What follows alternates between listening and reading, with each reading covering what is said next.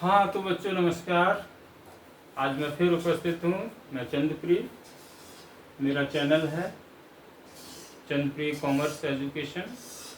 इसको आप सब्सक्राइब कर सकते हैं। मैं आज आपको जनरल के कुछ नियम बताता हूँ कि खाते कितने प्रकार के होते हैं और उनको ऋणी धनी कैसे किया जाता है। मित्रों, खाते 3 प्रकार के होते हैं। नंबर 1, खातों के प्रकार।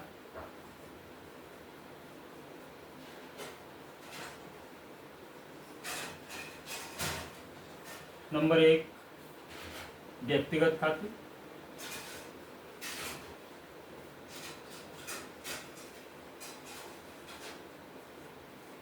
नंबर 2, संपत्ति खाते।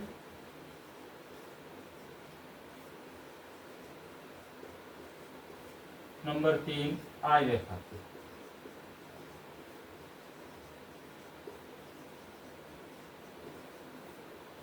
ये 3 प्रकार के खाते होते हैं, व्यक्तिगत खाते, संपत्ति खाते और आय व्यय खाते। सबसे पहले देखते हैं व्यक्तिगत खाते। तो व्यक्तिगत खातों में जैसा कि उसके नाम से ही स्पष्ट है कि उसमें व्यक्तियों के नाम के जितने भी खाते हैं वो सभी आते हैं। जैसे रमेश का खाता है, दिनेश का खाता है, प्रियदर्शी का खाता है, प्रियांशु का खाता है, गीता का खाता, सीता का खाता, रमेश का खाता, वगैरह वगैरह। अच्छा, इसके अतिरिक्त किसी भी स्त्री पुरुष का नाम हो वो व्यक्तिगत खाते की श्रेणी में आता है। इसके अतिरिक्त किसी व्यक्ति विशेष का प्रतिनिधित्व करने वाले खाते भी व्यक्तिगत खाते की ही श्रेणी में आते हैं। जैसे पूर्वदत्त किराया, अदत्त किराया, अदत्त वेतन, अदत्त मजदूरी। अब जैसे अदत्त मजदूरी मान के चलें, ये व्यक्तिगत खाता कैसे होता है? कभी हमने किसी व्यक्ति का नाम तो अदत्त मजदूरी, पूर्वदत्त वेतन ये नहीं सुना, लेकिन ये व्यक्तिगत खाते कैसे होते हैं? व्यक्तिगत खाते में तो व्यक्तियों के नाम आते हैं, लेकिन ये व्यक्तिगत खाते कैसे हो गए? तो यहाँ मैं आपको बताना चाहूँगा, इनमें 2 नाम और जोड़ लीजिए। जैसे पूंजी खाता है, आहरण खाता है। आहरण और पूंजी, पूंजी कैसे व्यक्तिगत हो गया? किसी व्यक्ति का तो नाम होता नहीं है पूंजी, लेकिन पूंजी एक व्यक्ति का ही प्रतिनिधित्व करता है। किस व्यक्ति का? जिसने व्यापार में रुपया लगाया है, जिसने व्यापार को पूंजी के रूप में रुपया दिया है, उस व्यक्ति का प्रतिनिधित्व करता है। इसलिए पूंजी खाता व्यक्तिगत खाता होता है। अब कौन व्यक्ति होगा? वो मालिक होगा, व्यापार का स्वामी होगा, उसने व्यापार को पूंजी दी है। तो पूंजी खाता उस व्यापारी का प्रतिनिधित्व करता है। इसी तरह से आहरण खाता भी उसी व्यापारी का प्रतिनिधित्व करता है। मजदूरी, अदत्त मजदूरी, अदत्त मजदूरी ये उस मजदूर का प्रतिनिधित्व करता है जिसको मजदूरी देनी है। पूर्वदत्त वेतन, ये पूर्वदत्त वेतन ये भी व्यक्तिगत खाता है। ये किसको प्रतिनिधित्व करता है? उस कर्मचारी को जिसको हमने पहले से ही वेतन दे दिया है, एडवांस में वेतन दे दिया, पूर्वदत्त वेतन दे दिया, उस कर्मचारी का प्रतिनिधित्व करता है। पूर्वदत्त किराया ये किसका प्रतिनिधित्व करता है? ये भी व्यक्तिगत खाता है। ये किसका प्रतिनिधित्व करता है? ये करता है उस व्यक्ति का जिसको हमने पहले से ही कमीशन दे दिया है या किराया दे दिया, जो भी दे दिया है एडवांस में, उस व्यक्ति का प्रतिनिधित्व करता है। तो कुछ ऐसे भी खाते हैं जो किसी व्यक्ति का प्रतिनिधित्व करते हैं, लेकिन वो किसी व्यक्ति का नाम नहीं होते हैं, फिर भी हम उनको व्यक्तिगत खाते की श्रेणी में ही रखते हैं। अब आता है संपत्ति खाते। संपत्ति खातों में सभी प्रकार की संपत्ति, चाहे वो चल हो, चाहे अचल हो, चाहे मूर्त हो, चाहे अमूर्त हो। अब बच्चे सोचेंगे 3-4 प्रकार की संपत्तियां बता दें। बताएं तो सही, कैसी होती हैं संपत्तियां? चल संपत्ति, अचल संपत्ति। चल संपत्ति मतलब एक स्थान से दूसरे स्थान पर आसानी से ले जाई जा सके और लाई जा सके, उसको चल संपत्ति कहते हैं। अचल संपत्ति वो होती है जिसको एक स्थान से दूसरे स्थान पर लाया और ले जाया न जा सके, वो एक जगह फिक्स रहती है, उसको कहते हैं अचल संपत्ति। मूर्त संपत्ति जो दिखाई देती है, सामने जो दिखाई दे रही है, वो मूर्त संपत्ति होती है। अमूर्त संपत्ति जो दिखाई नहीं देती। अब बच्चे कहेंगे ऐसी कौन सी संपत्ति जो दिखाई नहीं देती है? जैसे गुडविल हमें दिखाई देती है? नहीं। व्यक्ति की साख, व्यापार की साख हमको दिखाई नहीं देती है आंखों से, लेकिन भौतिक रूप से दिखाई नहीं देती, लेकिन है, हम उसे संपत्ति मानते हैं, वो हमारी संपत्ति है। खैर, तो हमें संपत्ति के प्रकारों पर नहीं जाना, हमें ये देखना है कि संपत्ति, अगर व्यापार संपत्ति है, कोई लेन देन हो रहा है, तो वो संपत्ति खाते में आती है। तीसरा है आय व्यय खाते। आय व्यय खाते भी अपने नाम से स्पष्ट है। अगर कोई इनकम है या कोई भी प्रकार की आय है या किसी भी प्रकार के खर्चे हैं, हानि है, लाभ है, ये सभी आय व्यय खाते की श्रेणी में आते हैं। इस प्रकार से 3 प्रकार के खाते होते हैं। जितने भी खाते होते हैं उनको सबको 3 प्रकार के खातों में बांटा जा सकता है। अब सवाल उठता है, इनके ऋणी धनी करने के नियम क्या है? व्यक्तिगत खाते को कैसे ऋणी करते हैं, धनी करते हैं? संपत्ति खाते को कैसे ऋणी धनी करते हैं? आय व्यय खातों को कैसे ऋणी धनी करते हैं? चलिए मैं बताता हूं।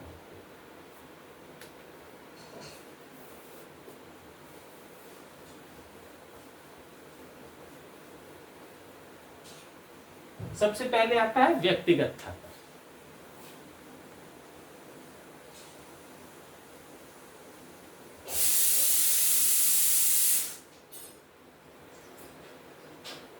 व्यक्तिगत खाता यानी किसी व्यक्ति का नाम होगा और वो व्यक्ति या तो उससे कोई लेन देन हुआ तो या तो वो पाने वाला होगा या देने वाला होगा, इसके अलावा कुछ और तो हो नहीं सकता। अगर किसी व्यक्ति से किसी भी प्रकार का लेन देन हुआ है तो या तो वो पाने वाला होगा या देने वाला होगा। अगर वो पाने वाला है, ये डिसाइड हमें करना है कि वो पाने वाला है या देने वाला है। अगर वो पाने वाला है तो उसको ऋणी करेंगे, पाने वाले को ऋणी। पाने वाला व्यक्ति ऋणी, डेबिट। अगर कोई व्यक्ति देने वाला है, हमें कुछ भी दे रहा है लेकिन वो देने वाला है, तो उस व्यक्ति को धनी कर देंगे। देने वाले को, देने वाला व्यक्ति धनी। क्रेडिट, ये व्यक्तिगत खाते का नियम है। पाने वाला व्यक्ति है तो डेबिट ऋणी, देने वाला व्यक्ति है तो क्रेडिट धनी। इसी तरह से संपत्ति खाते के नियम। दूसरा, ये तो पहला रहा, दूसरा है संपत्ति खाता। संपत्ति खाते में सभी प्रकार की संपत्तियां आती हैं और संपत्ति से संबंधित अगर कोई लेन देन होता है तो संपत्ति वो या तो व्यापार में आ रही है या व्यापार से जा रही है। दो में से एक काम होगा, या तो व्यापार में आएगी या जाएगी, और कोई काम नहीं हो सकता। संपत्ति से संबंधित अगर कोई लेन देन है तो और कुछ नहीं हो सकता, या तो वो आएगी व्यापार में या वो व्यापार से जाएगी। तो आने वाली संपत्ति को तो ऋणी किया जाता है। इससे के संबंध में जो नियम है, आने वाली संपत्ति को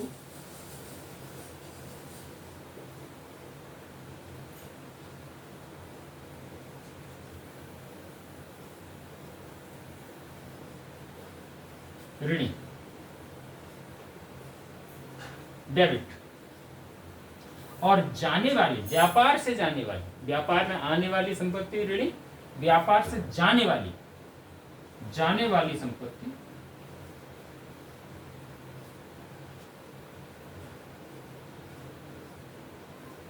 संपत्ति को धनी करते हैं, क्रेडिट।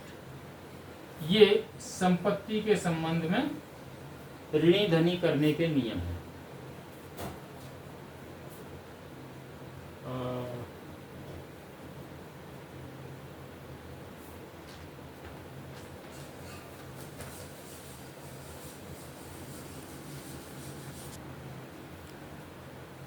तो ये संपत्ति से संबंधित नियम है, संपत्ति को ऋणी धनी करने के नियम। अब आते हैं तीसरा खाता है आय व्यय खाते। तीसरा आय व्यय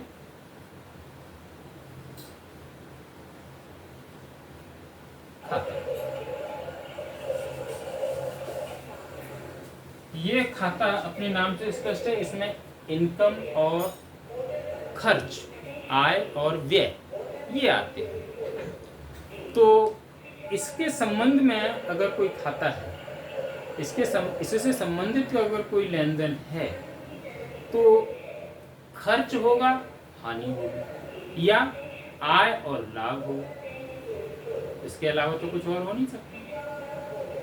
तो सभी प्रकार के खर्च, सभी प्रकार की हानियां, सभी प्रकार की आय, सभी प्रकार के लाभ इस खाते के अंतर्गत आते हैं। और ऋणी क्या होता है, धनी क्या होता है? इसमें सारे खर्च व हानि ऋणी होते हैं, डेबिट। और सभी आय, सभी प्रकार की आय व सभी प्रकार के लाभ, आय व लाभ ये धनी होते हैं, क्रेडिट। ये हमारे 3 प्रकार के खाते हैं और तीनों प्रकार के खातों को ऋणी धनी करने का नियम ये है, सबसे अच्छा नियम। अच्छा, जब हम जर्नल बनाने बैठते हैं तो एक छोटा सा नियम, जब नए बच्चे हैं जर्नल सीख रहे हैं उनके लिए विशेषकर मैं बता रहा हूं। इसी का सारांश मैं आपको बताता हूं। जब जर्नल करने बैठे तो, जर्नल बनाने बैठे तो अक्सर बच्चे ये भूल जाते हैं जर्नल बनाते समय कि हम किस खाते को ऋणी करें और किस खाते को धनी करें। तो इसका जो मैंने अभी बताया, इसका एक छोटा सा सारांश मैं यहां लिखता हूं। ऋणी क्या करेंगे,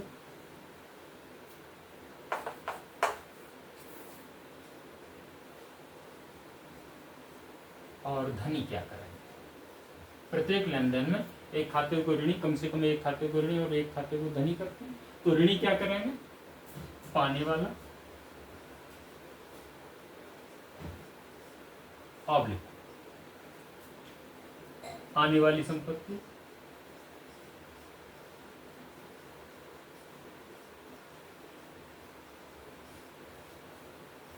ऑब्लिक खर्च हानि।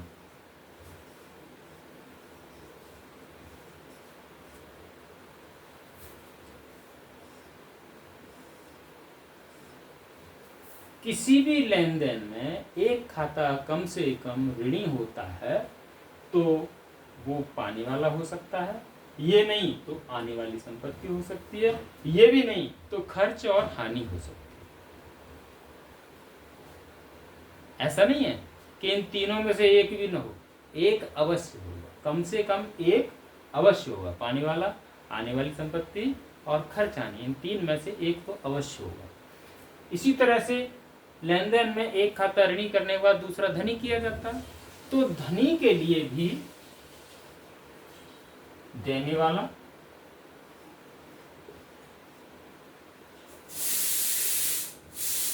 ऑब्लिक जाने वाली संपत्ति,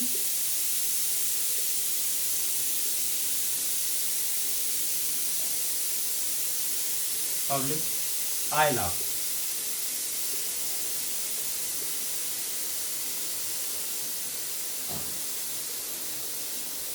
इन 3 में से एक धनी अवश्य होगा। और या तो देने वाला कोई व्यक्ति होगा, वो धनी होगा, वो नहीं है तो कोई जाने वाली संपत्ति होगी व्यापार से, वो धनी होगी, ये भी नहीं है तो कोई आय और लाभ होगा जो धनी होगा।